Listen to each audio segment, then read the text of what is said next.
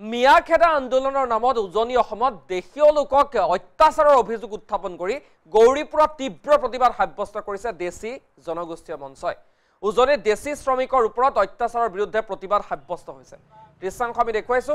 এই প্ৰতিবাদত ভাগ লৈছে দেশী যুৱ ছাত্ৰ মঞ্চই আৰু উজনিৰ নেতা চিতু বৰুৱাৰ বিৰুদ্ধে প্ৰতিবাদ সাব্যস্ত কৰিছে দেশী মঞ্চই। গৌৰীপুৰ আৰক্ষী থানাত চিতু বৰুৱাৰ বিৰুদ্ধে এজাহাৰ দাখিল কৰা হৈছে। চিতু বৰুৱাৰ বিৰুদ্ধে আইনী ব্যৱস্থা গ্ৰহণৰ দাবী উত্থাপন কৰিছে দেশী জনগোষ্ঠীয় মঞ্চই। উজনি অসমত বৰ্তমান মিয়াখেদা আন্দোলন চলি আছে আৰু মিয়াৰ নামত অযথা একাংশ দেশী শ্ৰমিকক আচলতে এইদৰে নগুৰ নাকতি কৰা এটা অভিযোগ উত্থাপন হৈছে উজনিৰ বিশেষকৈ শিৱসাগৰৰ নেতা চিতু বৰুৱাৰ বিৰুদ্ধে। চিতু বৰুৱাৰ বিৰুদ্ধে এইদৰে আচলতে চিতু বৰুৱা হাই হাই, চিতু বৰুৱাক গ্ৰেপ্তাৰ কৰক, এই ধৰণৰ আচলতে শ্লোগানেৰে উত্তাল প্ৰতিবাদ সাব্যস্ত কৰিছে গৌৰীপুৰত এইসকল দেশী জনগোষ্ঠীয় লোকে।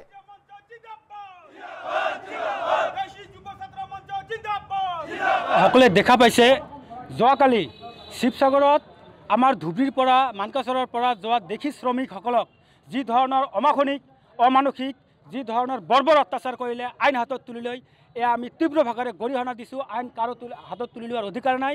লগতে এই কথা মই চিতু বৰুৱাৰ লগতে তেওঁৰ সংগঠনৰ লগতে সমগ্ৰ অসমবাসী জনাব বিচাৰিছোঁ যে অসমীয়া জাতি যে জাতীয়তাবাদ দল সংগঠন নিজকে জাতীয়তাবাদী বুলি কয়, ইহঁতে জাতীয়তাবাদী কোন জাতিৰ জাতীয়তাবাদী? সেই জাতিটো কি? সেইটো নিশ্চয় অসমীয়া জাতি।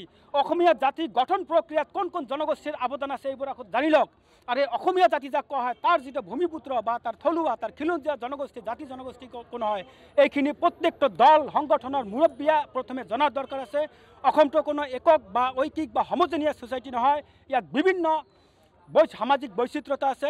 নামনি অসমক গোটেই আমি এটা বস্তু দেখোঁ যে উজনি অসমৰ পৰা নামনি অসমক এটা চুচমাৰে এটা লেন্সেৰে দেখাৰ এটা অভ্যাস আছে। এই অভ্যাসটো মিয়াখেদা আন্দোলনৰ নামত উজনি অসমত দেশীয় লোকক অত্যাচাৰৰ অভিযোগ উত্থাপন কৰি গৌৰীপুৰত তীব্ৰ প্ৰতিবাদ সাব্যস্ত কৰিছে দেশী জনগোষ্ঠীয় মঞ্চই।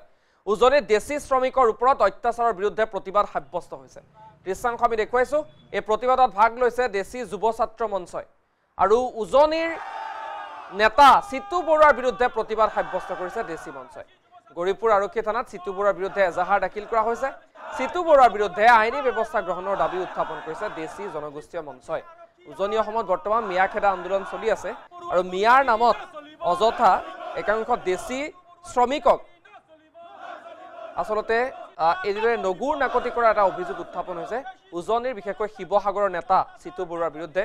চিতু বৰুৱাৰ বিৰুদ্ধে এইদৰে আচলতে চিতু বৰুৱা হাই হাই, চিতু বৰুৱাক গ্ৰেপ্তাৰ কৰক, এই ধৰণৰ আচলতে শ্লোগানেৰে উত্তাল প্ৰতিবাদ সাব্যস্ত কৰিছে গৌৰীপুৰত এইসকল দেশী জনগোষ্ঠীয় লোকে।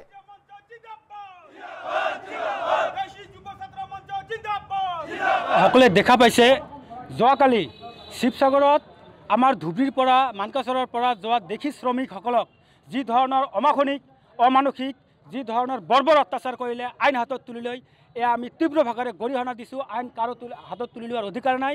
লগতে এই কথা মই চিতু বৰুৱাৰ লগতে তেওঁৰ সংগঠনৰ লগতে সমগ্ৰ অসমবাসী জনাব বিচাৰিছোঁ যে অসমীয়া জাতি যে জাতীয়তাবাদ দল সংগঠন নিজকে জাতীয়তাবাদী বুলি কয়, ইহঁতে জাতীয়তাবাদী কোন জাতিৰ জাতীয়তাবাদী? সেই জাতিটো কি? সেইটো নিশ্চয় অসমীয়া জাতি। অসমীয়া জাতি গঠন প্ৰক্ৰিয়াত কোন কোন জনগোষ্ঠীৰ অৱদান আছে এইবোৰ আকৌ জানি লওক। আৰু অসমীয়া জাতি যাক কোৱা হয় তাৰ যিটো ভূমিপুত্ৰ বা তাৰ থলুৱা তাৰ খিলঞ্জীয়া জনগোষ্ঠী জাতি জনগোষ্ঠী কোনো হয়, এইখিনি প্ৰত্যেকটো দল সংগঠনৰ মুৰব্বীয়ে প্ৰথমে জনাৰ দৰকাৰ আছে। অসমটো কোনো একক বা ঐকিক বা হোমোজেনিয়াছ ছ'চাইটি নহয়। ইয়াত বিভিন্ন সামাজিক বৈচিত্ৰতা আছে। নামনি অসমক গোটেই আমি এটা বস্তু দেখোঁ যে উজনি অসমৰ পৰা নামনি অসমক এটা চুচমাৰে এটা লেন্সেৰে দেখাৰ এটা অভ্যাস আছে। এই অভ্যাসটো